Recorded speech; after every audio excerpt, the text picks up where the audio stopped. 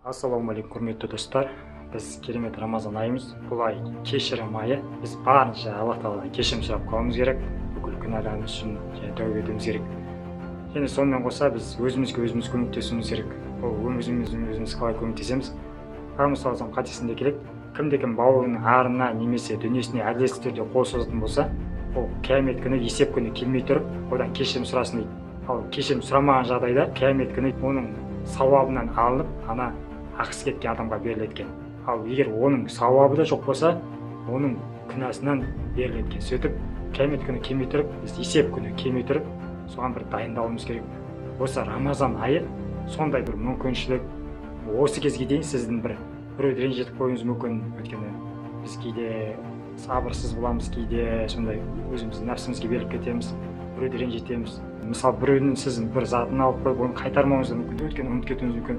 Сондықтан бізде бүгін осы мүмкіндікті пайдаланғымыз келіп тұр. Өйткені сіз қанша бауырыңызға зиян шексеңіз, бауырыңызға егер ренжітіп қойсаңыз, осы бір мүмкіншілікті пайдаланасыз да, бауырым дейсіз, сіз мені Рамазан айының құрметіне мені кешірші бауырым десеңіз, сіз ана бауырыңызда кешірмеске басқа амал жоқ деп ойлаймын.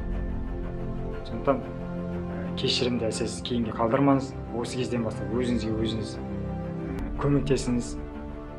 Сіз де біреулерді кешіріңіз, олардан да кешірімді алып алыңыз. Бізде осы кешірім, егер зиянымыз тиіп кеткен бауырларымыз болса, солар кешірім сұрайды деп ниеттеніп отырып, және кешірім сұрауды ең бірінші ата-анамыздан бастамақшымыз. Өйткені сенің ата-анаң бүкіл сенің еркелігіңді көтереді. Ол кісілердің кейде бір саған айтқан ақылын кей кезде тыңдамайсың, сөйтіп бір ренжітіп қоясың да. Кей кезде болады, сөйтіп ренжітіп қоямыз. Бұл ата-анамызды солардан ең бірінші кешірім сұрау керек деп ойлаймын. Өйткені ата-ана сіздің жаныңызда болса, сіз барып кешірім сұраңыз, бүкіл жағдайын жасап беріңіз осы оразада.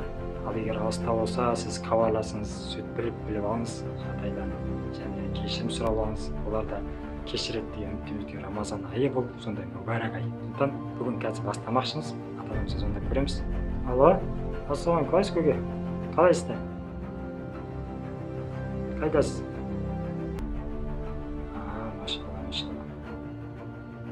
Машалла. Көке, сізден кешірім сұрайыншы деп едім. Кешірім сұрайын деген ғой, осы Рамазан айында мен сізді ренжітіп қойсам, кешіріңіз деп.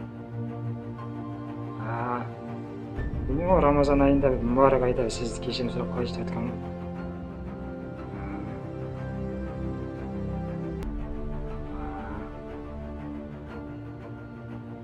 Болды сол. Мағатай, қалайсыз? Мағатай, сізден кешірім сұрайыншы деп едім. Ренжітіп қойса бір білместікпен Рамазан айында кешіріңіз. Жақсы дұға етіп қойыңыз. Мінекей өздеріңіз айтыңыз, сені кешір. Ренжіп болмайды ғой деп айтып жатыр. Енді тағы бір жайт, ол мен кітаптарды ақтарып жатсам, бір кітап кетіп қалыпты. Досымның, бауырымның кітабы. Енді осы кітапты бауырымызға бір кешірім сұрап, біраз өтіп кеткен, бұл кітапты қайтармағаныма. Кешірім сұрап, сол бармақшымыз.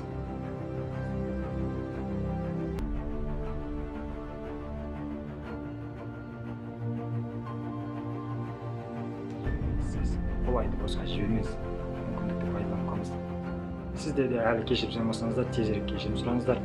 Ал мені біреу ренжіткен болса, мен өзіме немесе бір дүниеме бір зиян тигізген болсаңыздар, Алла да мені кешіреді деген үмітте сіздерді мен де кешірдім. Және кімнің менде бір ақысы болса, ақым бар еді деп, ақысын ала алмай жүрген адамдар болса, астыңызға жазыңыздар, болмаса бізге шығыңыздар. Мен де біреуді ренжітіп қойсам, біреу менің ақысын ала алмай жүрсе, болмаса мен біреудің мүлкін алып қойсам, оны ұмытып кетсем, соны сұрай алмай жүрсе, осы видеоны көріп тұрса, олар маған шықсын, және болмаса мені кешіріп жіберсін. Мені танитындар осы видеоны таратыңыздар, олар да көрсін, мені кешірсін, болмаса менің ақысын алуды жеп өзімізге жеке шығып ақысын алуын талап етсін.